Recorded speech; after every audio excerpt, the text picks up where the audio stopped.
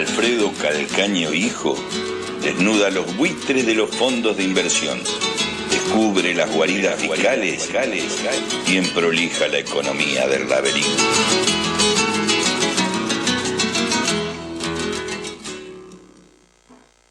La deuda y el crédito son fenómenos muy antiguos, sin duda más antiguos que la moneda misma.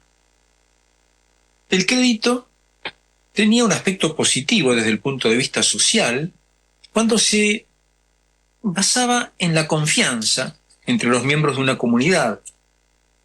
Incluso tendía a reforzar los lazos sociales en las formas de don y contradón. Pero ese crédito, esa deuda vinculada al crédito, se vuelve un factor de disolución cuando los terratenientes o los grandes comerciantes hacen préstamos de consumo a los campesinos en dificultad, por ejemplo, por una mala cosecha, y en la medida en que no pueden pagar, se quedan con sus bienes o incluso con su familia.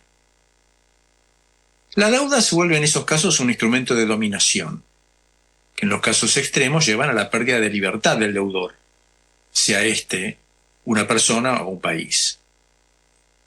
Es así como la deuda es una parte importante en la historia de la esclavitud.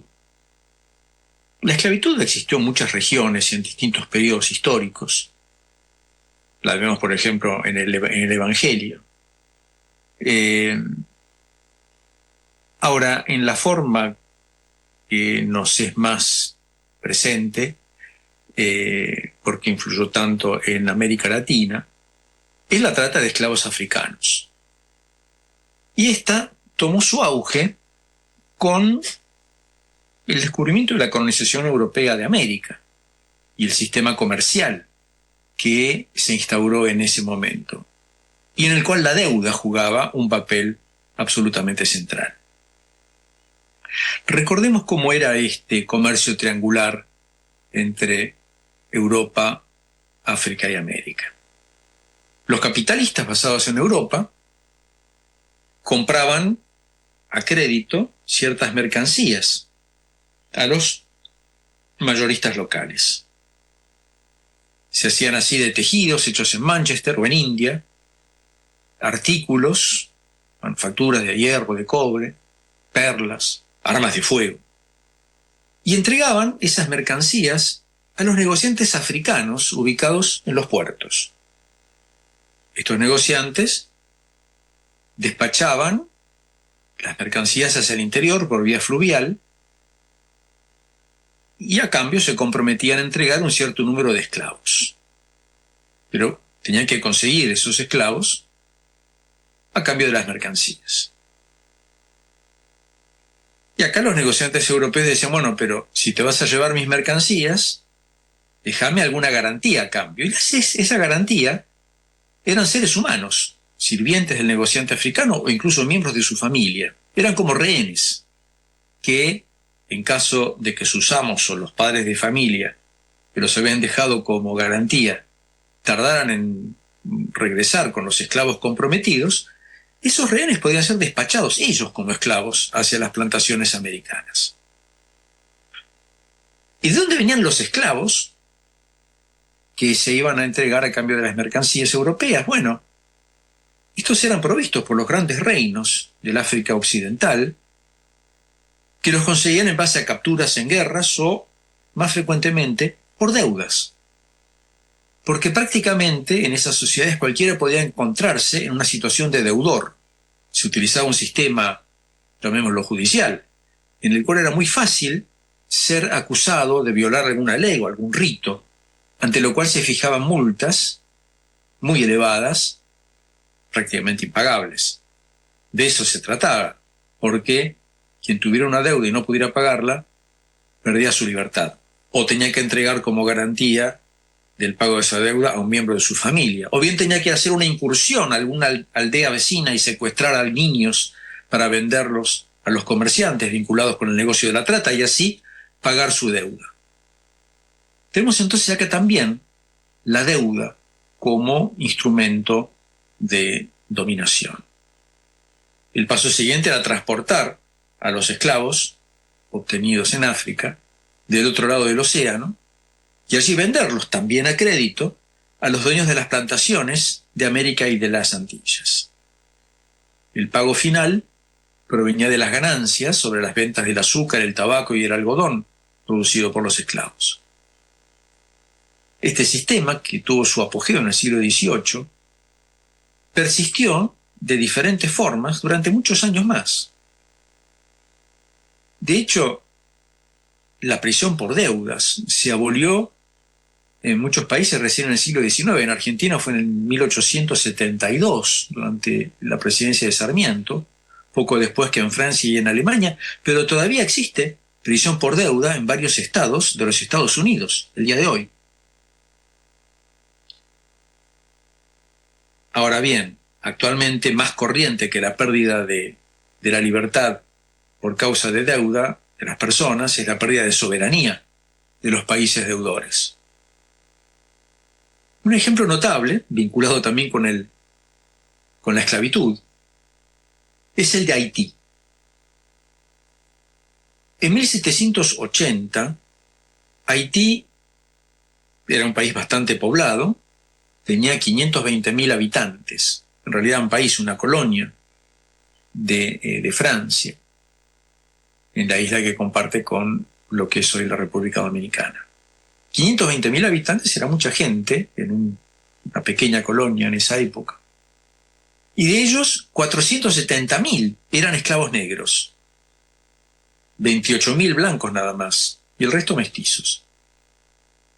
Llegaban a Puerto Príncipe, en esa época, 40.000 esclavos por año, con los que se reponían a los muertos, y también se aumentaba la mano de obra. Tal cantidad, tal concentración de esclavos explotados por tan pocos blancos, hizo que se generara una rebelión. Y la rebelión en parte se debió a la Revolución Francesa, en 1789, 1790. Los negros piden ciudadanía. Bueno, libertad, igualdad, fraternidad, nosotros también. Queremos ser libres, queremos tener un derecho al voto.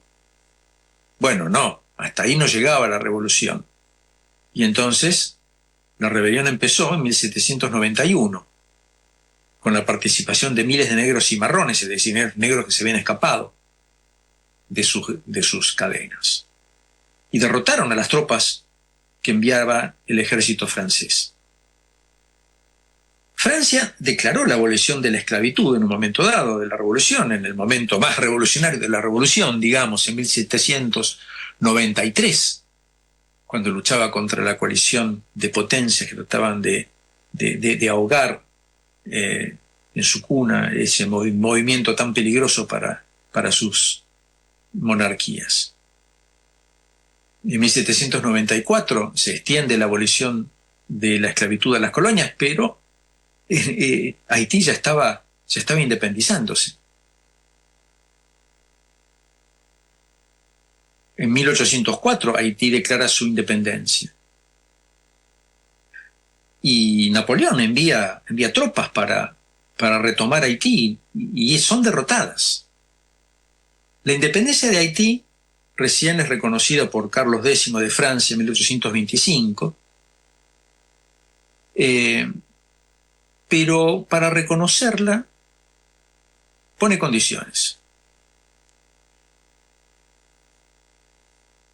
Y la condición es que Haití le pague una compensación monetaria a Francia para indemnizar a los propietarios de las plantaciones que habían sido perdidas en la revuelta.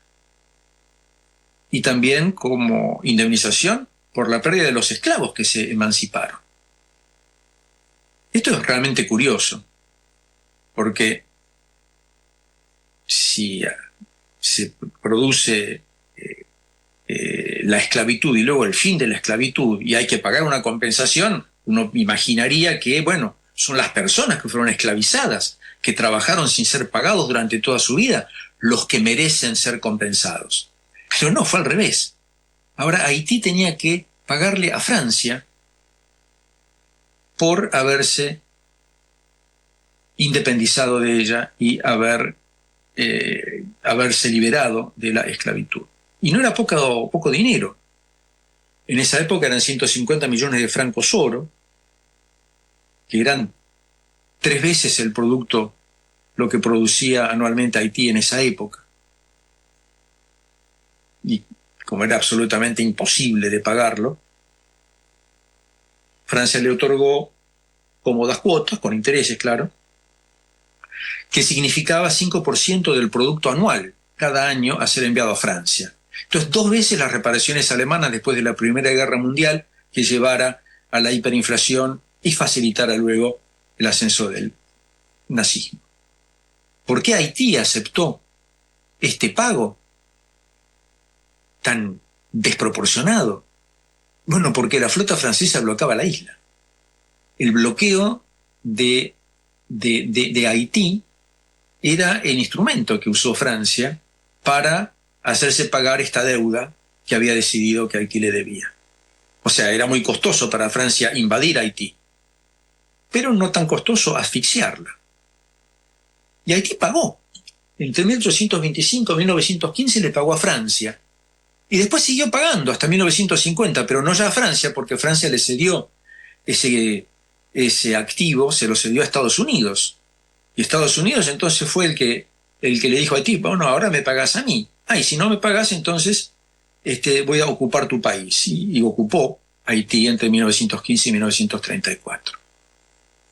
Tenemos entonces acá un ejemplo de cómo la esclavitud y la deuda han sido instrumentos de explotación, de dominación, de saqueo, durante más de un siglo.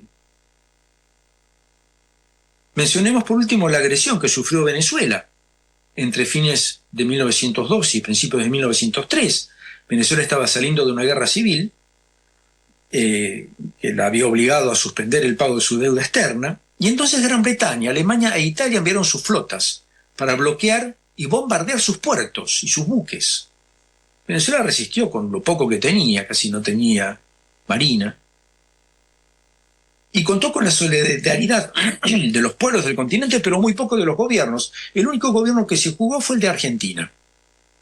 Allí su ministro de Relaciones Exteriores, Luis María Drago, emitió la tesis según la cual todos los estados tienen los mismos derechos, sin importar su fuerza ni su riqueza.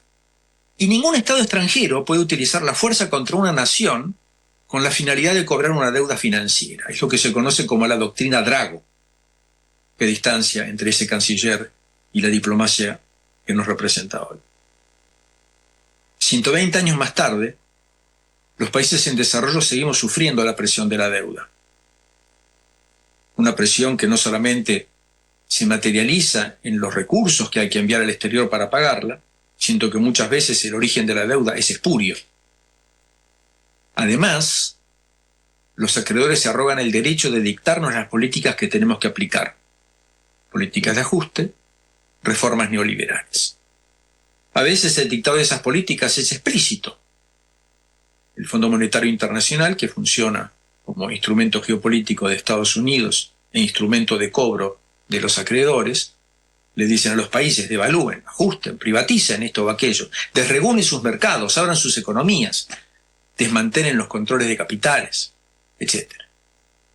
A veces la presión es menos visible, pero no menos real. En política internacional hay que hacer lo que quieran los Estados Unidos, o al menos no hacer algunas cosas que Estados Unidos no quieren que hagamos, como comprar aviones de combate chinos o construir una planta nuclear con tecnología y financiamiento chino. Decisiones que el gobierno de Alberto Fernández no se animó a tomar. ¿Por qué? Y porque si no, no nos van a dar una mano con el fondo y Argentina va a tener problemas con su deuda externa. Esto que sufrió el gobierno anterior, bueno, el gobierno actual, como antes el del macrismo, también lo incorpora en sus políticas. Bueno, de hecho están de acuerdo con muchas de las condiciones que quieren imponer el Fondo Monetario Internacional, los propios Estados Unidos. Pero ellos también ahora sufren las restricciones que les imponen los acreedores. Porque ser chupamedias no es siempre garantía de que te van a ayudar. Continuará.